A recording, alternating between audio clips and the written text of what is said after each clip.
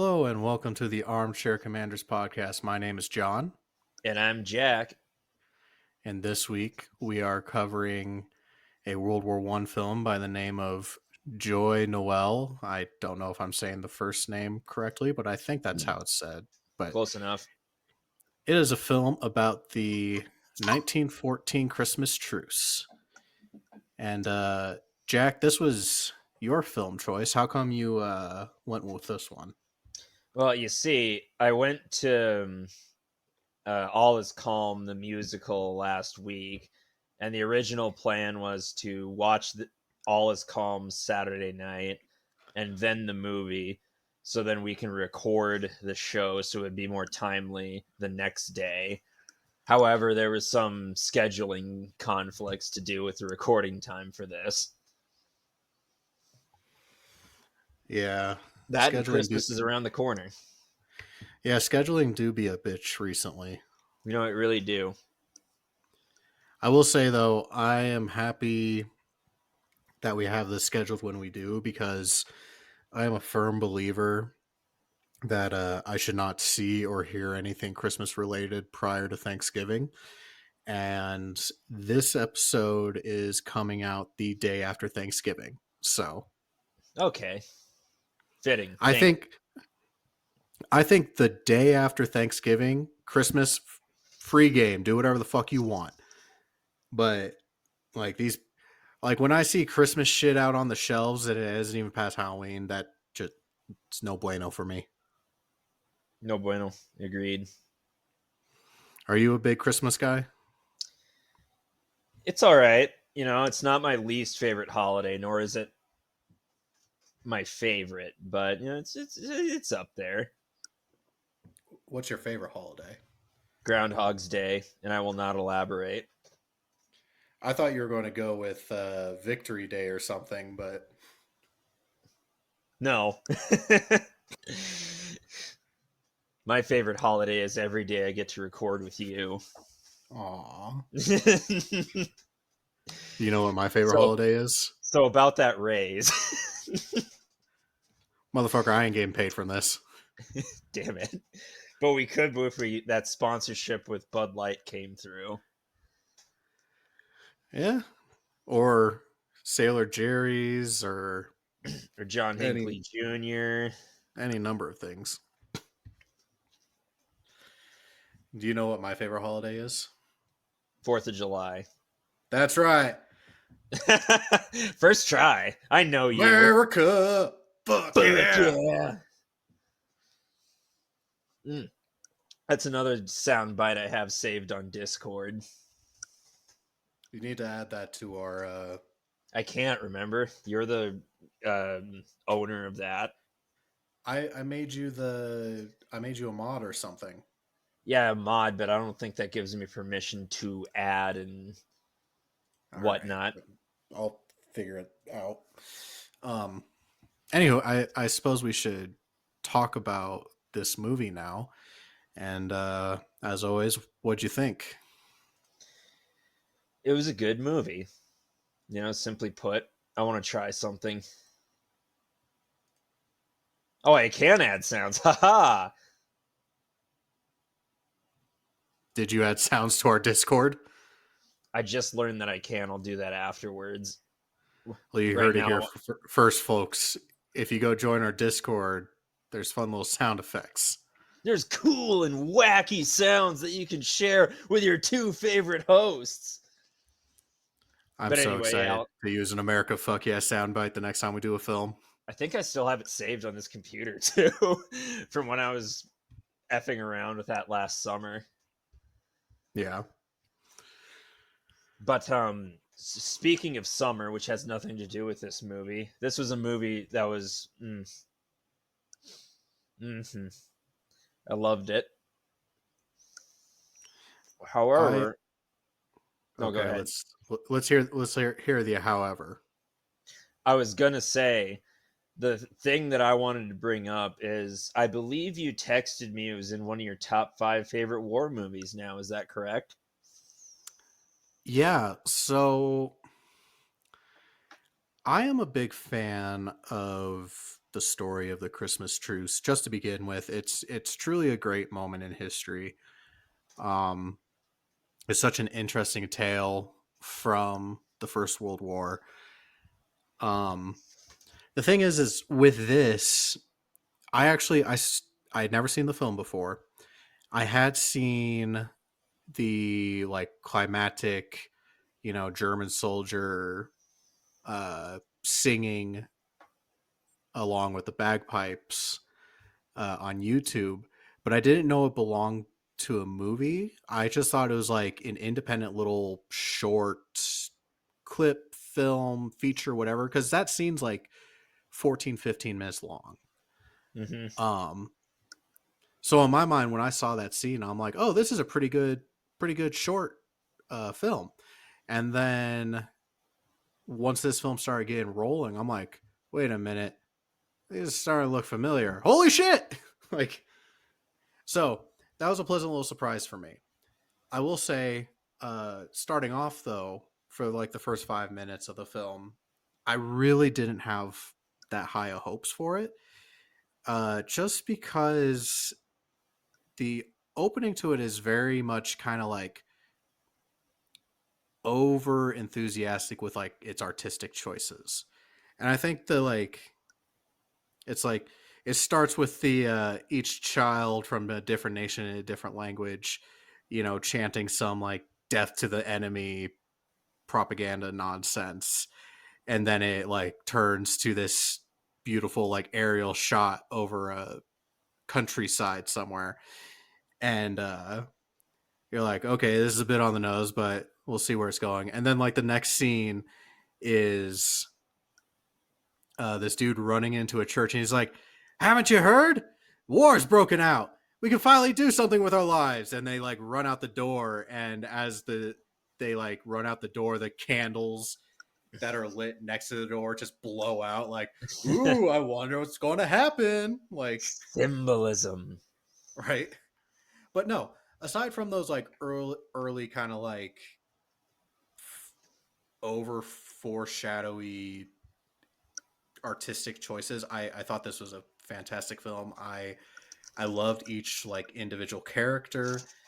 It's the story was done very well. It's very much focused on the like day and a half that this occurred, but you still get enough of the lead up to it and also the fallout afterwards. So I thought this film does the timing and pacing that we complain about a lot in other films very well. Yeah. And one thing I'd like to bring up about All Is Calm, spoiler alert, there's a scene near the end where they're describing how peace could be possible if every soldier acted like we did here. And then all of a sudden it mentions, like, and then a German soldier was shot. I know it was one of us. And then the war was back on with a vengeance. They came at us harder than they've ever come at after us after that. Just goes to show how quickly things change. Right? And I think that's such a like an excellent point is the fact that like so this occurred in 1914, and to my recollection nothing like this ever occurred Nope. again throughout the rest of the war. There were um minor celebrations on both sides, but never together again. right. um and I think a part of that is because of how the higher ups did react to it, and we see this at the end of the film, where like entire units are shipped to different fronts, and like people are let go from their specific jobs or whatever, and they're considered disgraces at the time, because it's like, how could This is you a war. see, yeah, it's like, how could you see the enemy as a person? How dare you?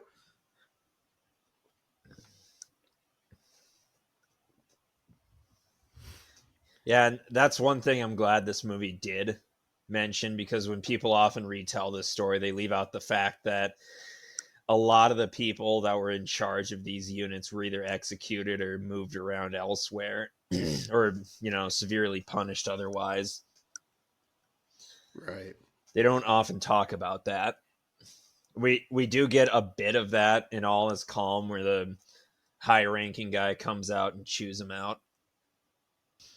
I love in the letter reading part of this film where you know that's another thing that isn't really ever explored in war films is censorship. Um, pretty much in every conflict in the history of ever, and almost every military in the history of ever, uh, it's been a common practice that if a soldier writes a letter home, somebody reads it over before it goes home, whether that's like the unit's officer or if it's a specific office or just a group of people. But they go through these letters to make sure that sensitive information isn't passed on. And I thought the scene in which we're seeing not just like one person or one group of people, but literally like each side is having this realization of like, what the fuck just happened? Like, and it's like one of my favorite letter examples is like, well, if we both survive the war afterwards, he's giving me his address to visit. And it's like, Huh. Yeah. And there's so a who, sorry if I keep coming back to All Is Calm, but that really was a spectacular show. There is one line that really made the audience laugh, and it's when they're initially getting together. And I think a British soldier asks two German soldiers, like, and what do you think of the Kaiser? And then the German soldier replies, well, get him over here and we'll shoot him for you. That, like, that candid opinion sharing back in those times. right. So who was your favorite character in this film? I wasn't expecting the female character, I forget her name, but the singer that was just there. Right.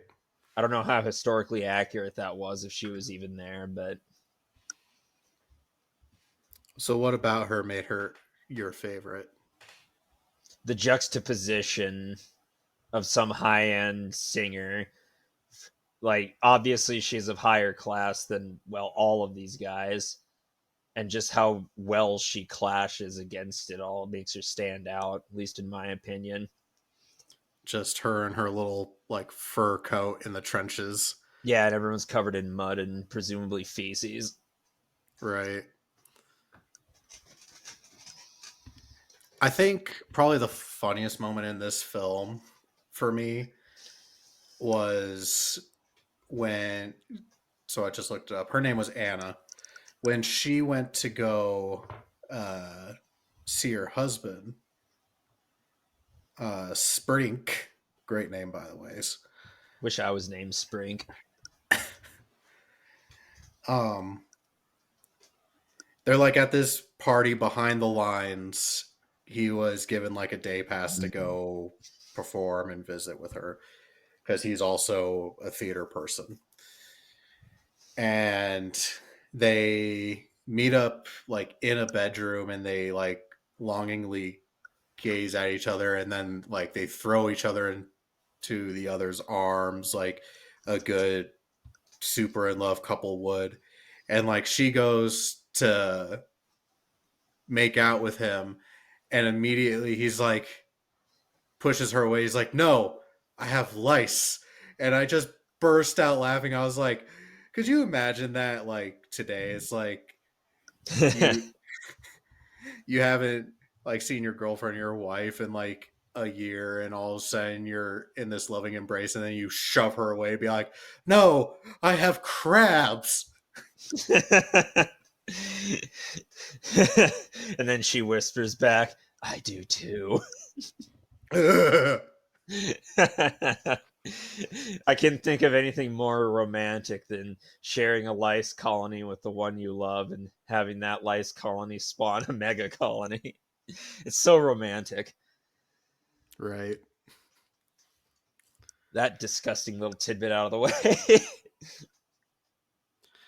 Um, for me, my favorite character was the preacher turned stretcher bearer.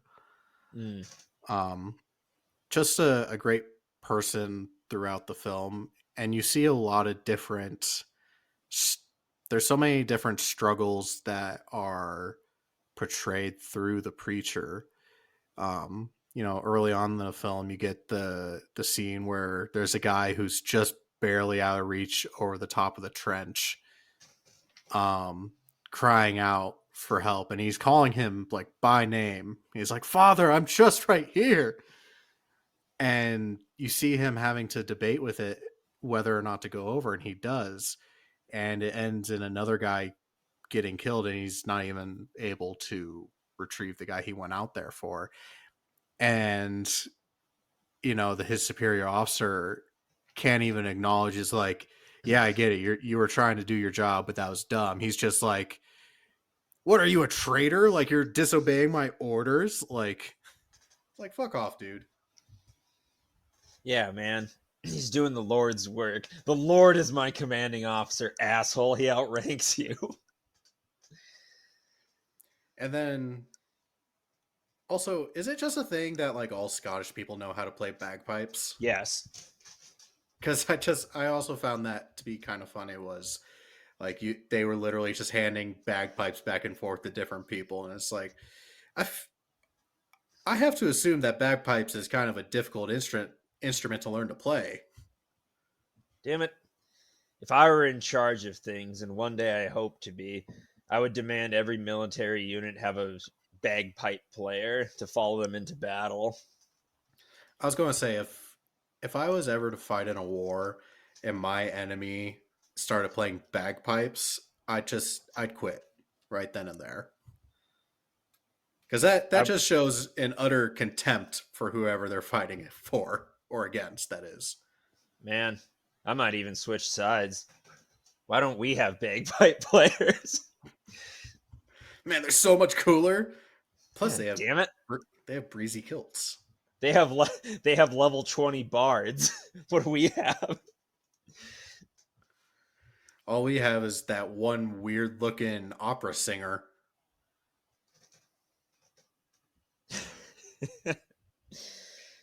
Man, the Scottish get asked all the time if they wear anything under their kilts. Of course they do. They wear socks and shoes. Yep. I uh I have a Kilt? tactical kilt. Yeah. Oh, kick Made ass. it's made by 511. It's Wish got I had a pockets. wish I had a tactic kilt. Nice Dude, kilt, bro. Thanks, it has pockets. it's so comfy, and like when you put it on, you just kind of want to like just like run around the house, like you feel agile in it, Wow, women have it made in the shade with dresses. right? I was like, man, if it was socially acceptable, I'd wear skirts all the time. Man, yeah, I bet the aerodynamics is really good in those kilts. Not to mention, like you got the breeze, and There you go. We have enough tactic kilts for the entire army. if I'm not mistaken, I think the Scottish Armed Forces still allows kilts. Cool. Like I might be wrong. ceremonial or into battle. Let me look. Uh, it's looking like they're just ceremonial at this point, which is kind of a buzzkill. Oh man. But they do have bagpipe players, right? Oh yeah, that's still a thing. Cool.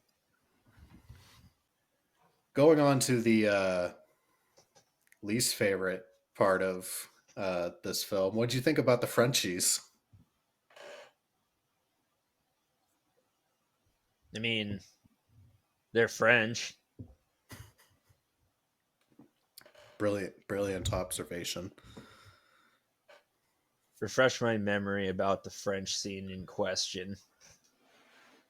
Oh, they just both the German and the Scottish side really grabbed my attention and I think had some great parts in it.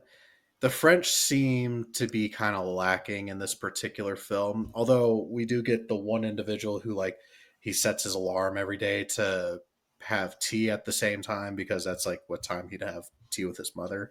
Yeah, Um, but I mean, I didn't really feel a strong attachment to anybody on the French side. I mean, there was that one guy towards the end where they're like, "Oh, we're gonna court martial you and blah blah blah. Everyone hates you." He's like, "Well, I didn't fucking see them fighting alongside me at the front, so what do I care?"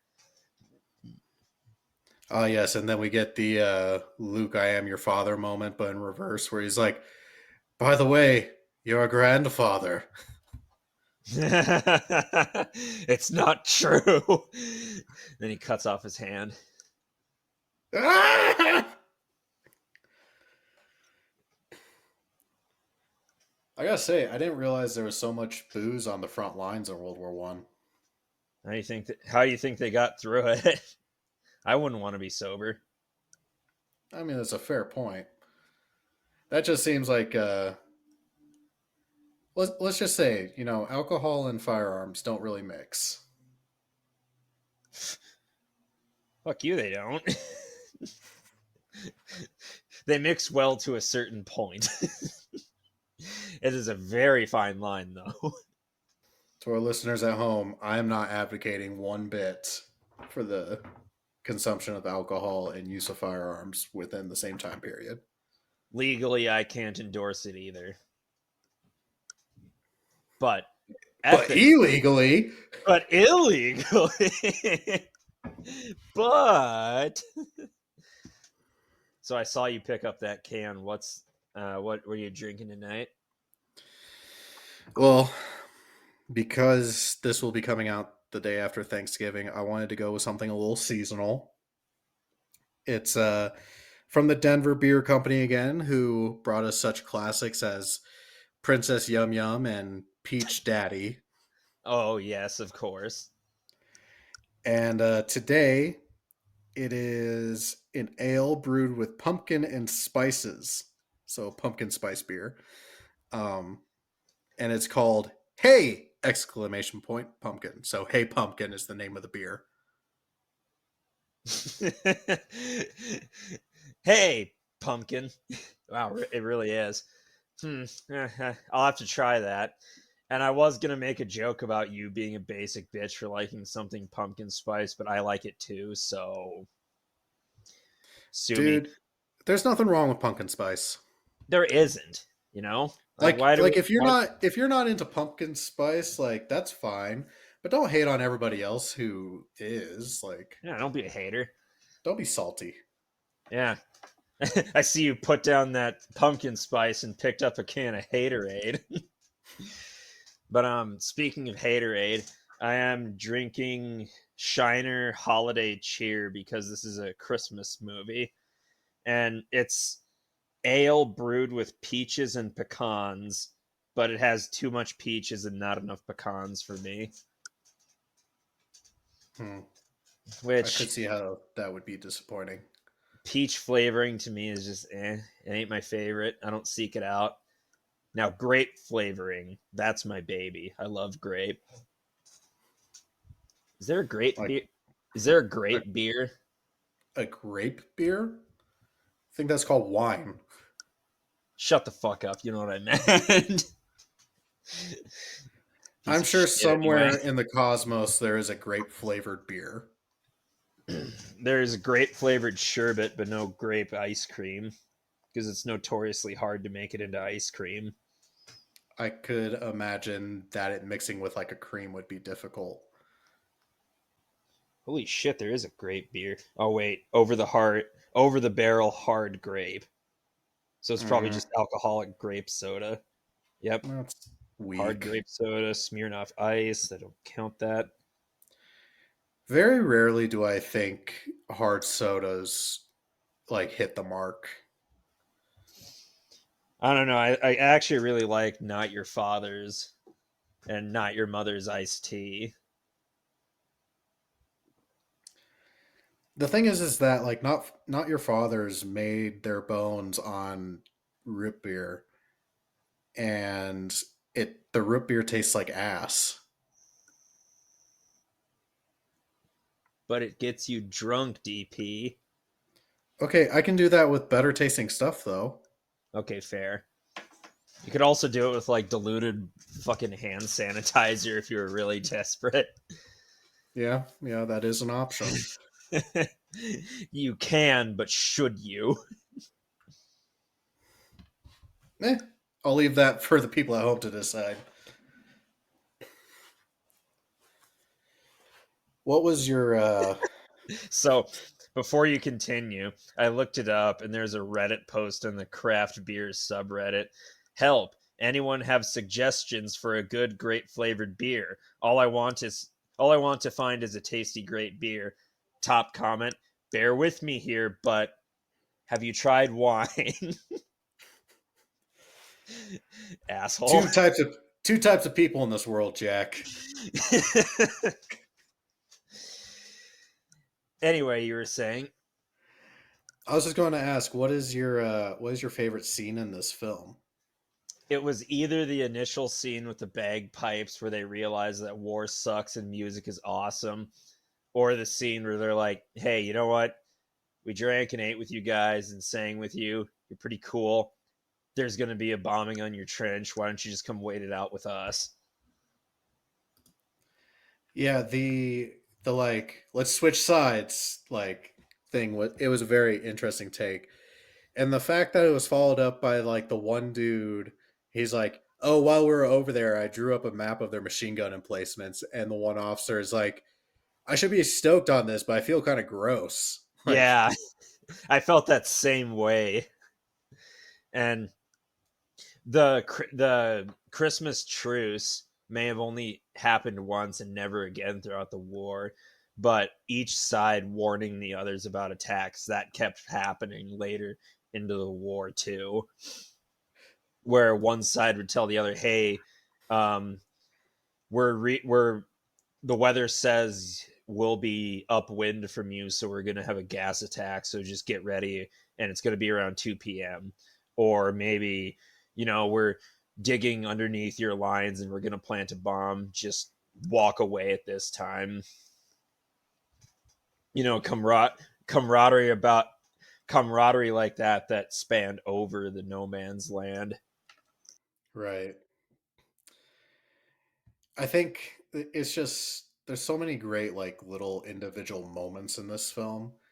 Like talking about that camaraderie thing is like that same guy who mapped out the machine gun emplacements earlier in the film. He is crossing no man's land because he's officially sent on a mission to try and scope out these emplacements. And I guess he just didn't get the memo that he didn't have to do that job anymore when he did it. But when the truce is breaking out, he is in the middle of no man's land in a trench, and like a German soldier walks by, and he has a bottle of champagne in his hands. He's like, "Merry Christmas, come on up!" And the dude's in the trench with just his rifle and grenades. Gobsmacked. He's like, "What the Okay. fuck?" Yeah, he's confused. And I can't believe we're almost 30 minutes into this podcast and I haven't brought it up yet. We need to bring the pickle howl back. Oh, we absolutely do. I That was one of the other things that I loved about this film was the uniforms, because early war uniforms is not something we see very often in World War One films. So like the pickle hall, fantastic. Um, the French still wearing red pants was great. Like that's another little thing that kind of gets glanced over is you know like the first year of that war, everybody was kind of still in the old mindset of like Distinct their uniforms. distinct uniforms, and then they realized, oh shit, maybe everybody wearing red pants isn't a good idea And with the machine pickle guns. And yes, the pickle helm wasn't a great helmet, and the spike on top made it impractical, yada, yada, yada, blah, blah, blah. Fuck you, it was cool. Well, the thing is, if I'm not mistaken, I think the original pickle hub was made with it was like a leather combination of But some no, sort. the fucking point at the top was metal. Right. They But they could phased have it out because it continued was making great. they could have continued making the pickle hub like just in an all metal variant though. And what was the next one? The next variant called the coal shoot, the iconic like circular helmet with the two holes near the top for ventilation. I don't know. I think that was the Stahlhelm, or that might be This, what the World War II this variant of it was called. But I was gonna say the very The Stahlhelm was World War II. At least yeah. So, was but the Stahlhelm got its like origins from the from the helmet you're trying yeah. to talk about. The like very distinctive, like what we associate with like German army. Okay, it was an early version of the Stahlhelm. The term Stahlhelm refers to both the generic steel helmet and more specifically to the distinctive German military design. Designed in 1915, produced in 1916. Blah blah blah. Okay, this is the Stahlhelm with its distinctive coal scuttle shape. Was instantly recognized. Okay. You know, there was one part of this film that really let me down. Oh yeah. Um, yeah, and that was there was of all the songs that got sung, we never got to see Private Adolf singing "Un Tannenbaum." Und Tannenbaum. Tannenbaum, It oh Tannenbaum, wie truce in deinen Blatte, du grüßt nicht nur zur Sommerzeit, nein, noch mit Winter, Winter, I don't we know. I doubt Hitler sang because he was very much against the Christmas truce. Oh, of course that fucker would be. Yeah, Like he that's was. just par for the course for him. Yeah, he That's was. that's why it would have been perfect. He's just in the trench by himself singing sadly. Ooh, darling mom. Like all my friends left me. Wow, Hitler didn't like the Christmas truce. It's like the more I learn about the guy, the less I like him. Say what you will about his art, but I think he was a bad egg. Man, and he didn't like jazz music either. Where does this guy get off? God. Also, to any of our listeners who actually speak German, I know I butchered the fuck out of that song, but I tried my damnedest, okay? Yeah, if any of our German listeners want his phone number, I'll freely give it out so you can tell him how bad of a job he did. Personally, Man, I will dox my co-host. blame Babel, man. I'm working on it, okay? You're a babbler, Yeah. more Who's of a also not Duolingo guy, our sponsor. but could be. Our sponsors Duolingo and Babbel, They're not our sponsors. We don't have codes for them. but they could be. They could be. If you're My continue. No, I was just going to make a stupid joke. Make a stupid joke.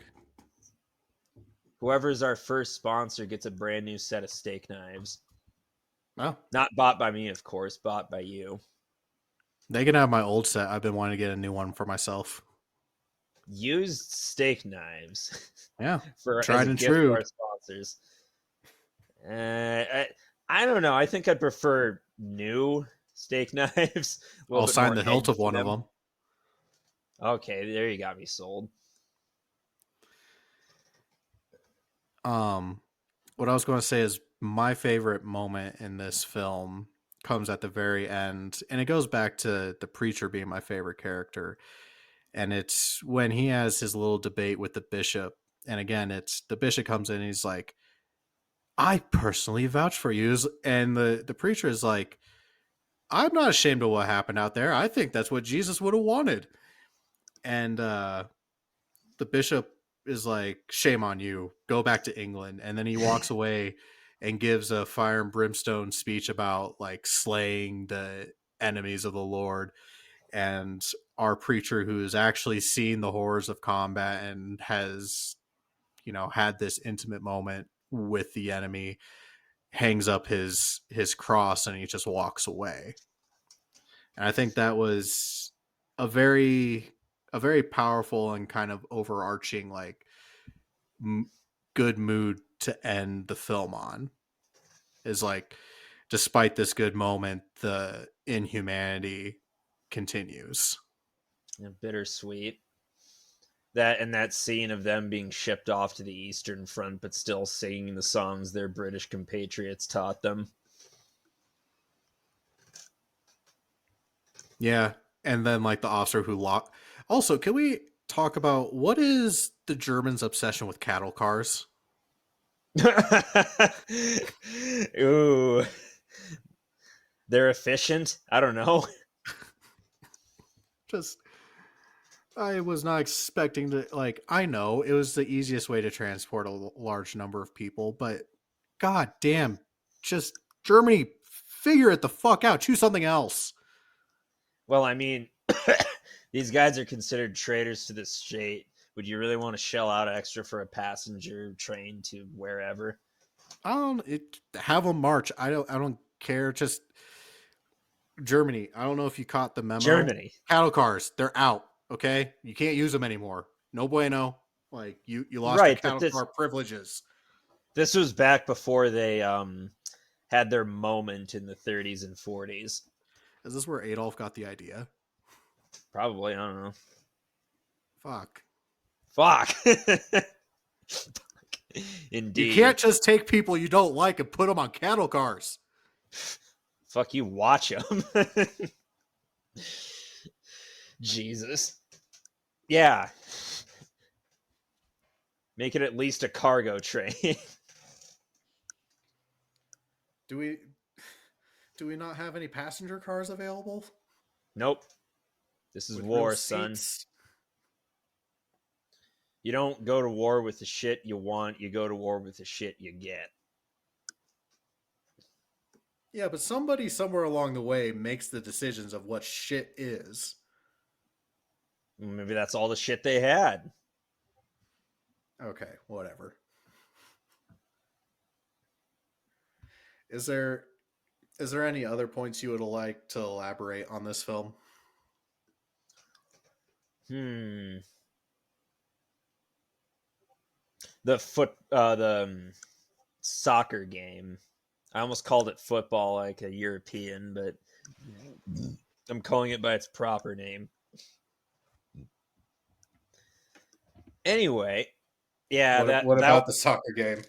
that was part of the musical as well. They talked about how the Germans beat them 3-2. Hmm. I was kind of so I was I know it's a weird place to be on edge, but that soccer game put me on edge You because I thought forgot. tensions were gonna boil over. Oh yeah, because there was a moment where I forgot who tripped who, but one soldier trips a guy on the other team, and everybody starts booing, and I'm like, is this how it all ends? They start shooting each other over. Like this is where it breaks down. Is fucking soccer hooligans. I remember. This is related, I promise. But do you remember Gangland on the History Channel? Absolutely. And then it later went to, was it Spike? I don't know. Anyways, yes, I remember the TV show Gangland. But anyway, I remember watching one of the episodes, and it was on these two gangs in Texas that are beefing that I can't for the life of me remember the name of.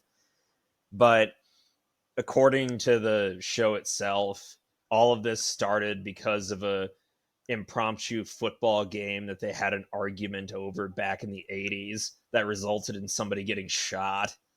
And then it spiraled out of control into a fucking full-blown gang war that was still going on decades later.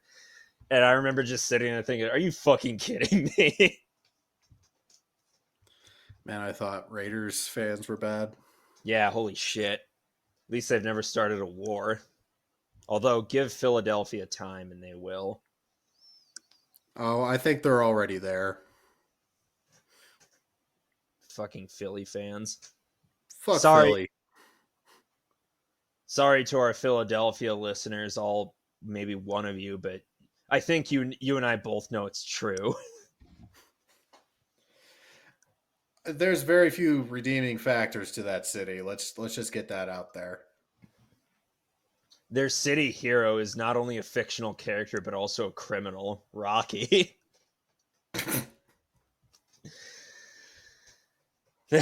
their their role model is a non-existent criminal, a leg breaker.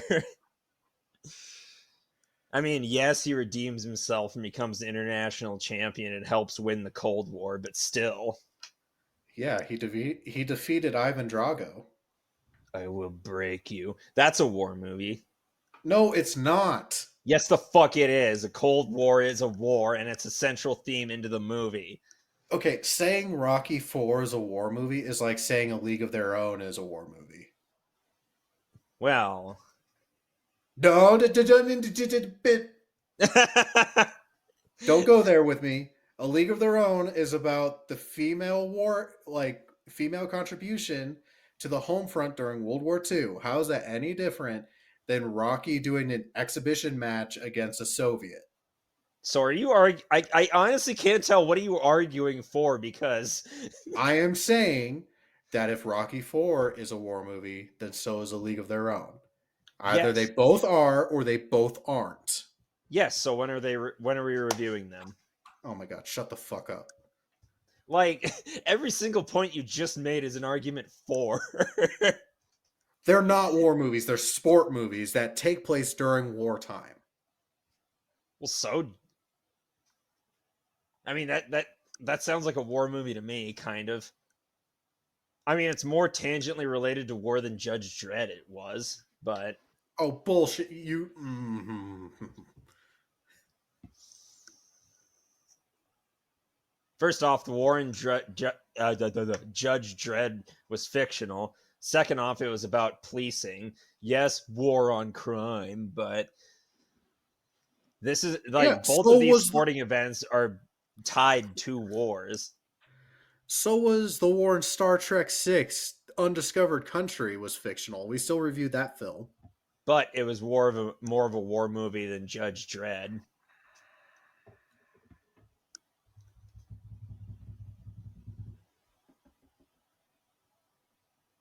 So anyway,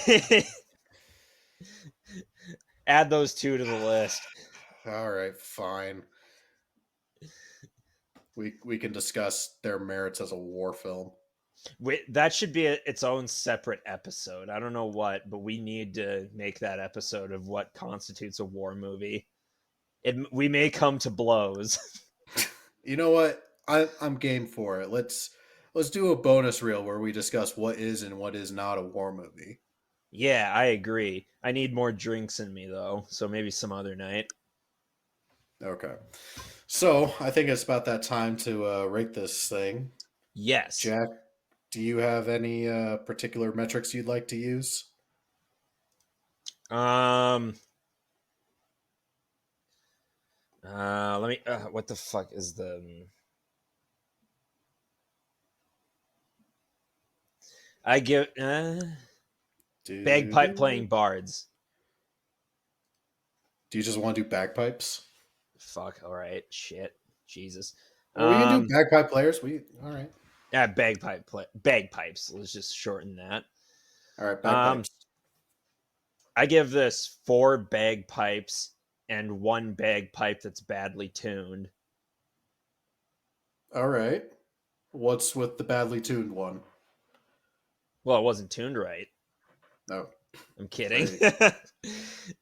I don't know. It's just I don't know why. I just want to give this movie a perfect score, but I can't. I relate to that, and I think it's because of stuff like what happened in the opening with the film. You know what? Fuck it. Five bagpipes. Because I can't just dock this points for no reason. I will also I will give this 5 perfectly tuned bagpipes. I honestly, after seeing this film, I don't know if it would ever make its way on a top 25 list anywhere, but for me personally, this is now a top 5 war film for me. It's definitely one I wouldn't mind rewatching, particularly around the holidays. Oh yeah, I so there's films like God, what was it? Take 300 for example. I watch that film at least once a year. This is a film that I can see putting on every December to watch. Like it is every bit worth a rewatch. It's a good story, good performances, it's entertaining, and it hits you right in the feels. Indeed. So, let's see the tomometer. It has a 74% on the tomometer and an 89% on the audience rating. I I got got it. to go with the audience. Yeah, the audience got it this time. Absolutely. Absolutely, they got it. Well, that has been our review of Joy Noel. Noel, well, fucking whatever. Noel. It's I believe it's called Joey Diaz. Yeah, for the folks at home, our recording file on this is called Joey Diaz, and that's referencing the fact that every time I have texted Jack this past week about this film, my phone is auto corrected uh, the French word for joy into something else. What the fuck else did it send it to you as? Joey, you said have you watched Joey Noam yet or something along those lines? Oh I'm like, yeah. who in the fuck is Joey Noam? I thought it was like some long lost son of my state's governor Christy Noam. Ugh. She doesn't need any offspring. Oh, And I can't really give my opinion on her anymore, lest I get fired because I work with the state now. That's right, you heard it. yeah. You heard You it, should folks. I'm a government boy now. Fed boy, not Fed. No, no, State not boy. fed, not fed. State boy. State boy. State boy. Welcome to the government employee club. You know, it's not bad. And yeah, for our listeners, I at the time of this recording, I started a new job this Monday, and so far I've been loving it. It's been a great job. I like the people I work with. I like the work I do. It's quite fulfilling. The pay is decent. I work in a library. And as I like to tell people, I help blind people for the state. The adjective, not the verb.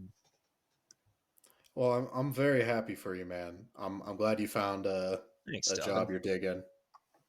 Thanks. Well, I think it's time to unveil next week's movie, Oh, and I'm waiting with bated breath. I'm so glad that we spent 5 minutes shitting on Philadelphia because next week's film is at the request of our guest next week, whose name is Greg, and he is from Philadelphia.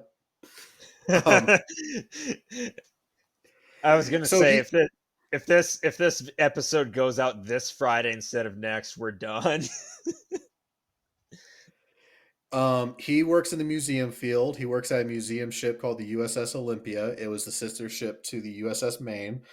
That museum ship also happens to have a submarine on display there from World War II. And so, being in the naval history field, he went with arguably one of the most recognizable classics of naval warfare, Run Silent, Run Deep. I thought you were about to say Das Boot, but Mm, that Run can be another Silent. day. Yeah, that in and of itself is going to be an undertaking because the director's cut's like fucking 4 hours long, maybe more. I'm going to have to message him and make sure we're doing the not director's cut then. Wait, I Whatever, thought whatever. no, no. I'm talking about Das Boot, not Run Silent, Run Oh, Deep. okay. I was going to say, I went on Amazon. It was only like a 2 hour movie. But yeah, no, this movie. Yeah, I've been looking forward to this movie actually. So yes, we have a naval historian joining us for a discussion about Run Silent, Run Deep. So be sure That's to tune in exciting. next week for that. We've really been lucking out with our guests recently. I've been happy with it. For the folks at home, if there's anybody you'd like for us to chat with, or know of anybody who is interested in having a discussion with us, send us that information over to our Facebook or Instagram page. It's at Armchair Commanders Podcast. If you enjoyed this evening's episode, today's episode, whatever time frame you're listening to it, episode, please leave a review. The stars do matter. As we discussed earlier, we do have a Discord, so go check that out so you can watch these films with us as we get ready to record our reviews. And finally, if you're looking for additional history content, you can check out History Apprentice on YouTube. That is my personal history YouTube channel where I post our episodes from here, there, as well as other stuff that I'm deeming interesting enough.